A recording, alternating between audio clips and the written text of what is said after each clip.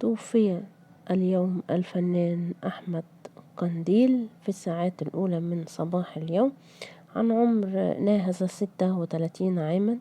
وكان أحمد قنديل يعيش حالة كبيرة من الحزن بعد وفاة والدته التي كان حريصا على الحديث عنها والدعاء لها بشكل يومي منذ يناير الماضي. وأعلن الخبر الفنان كريم عبد الجواد وكتب عبر حسابه على الفيسبوك: إنا لله وإنا إليه راجعون، انتقل إلى رحمة الله صديقي الغالي أحمد قنديل. صلاة الجنازة في مسجد الحصري أكتوبر بعد صلاة الظهر، والدفن في مقابر الحديدي العبور طريق بلبيس.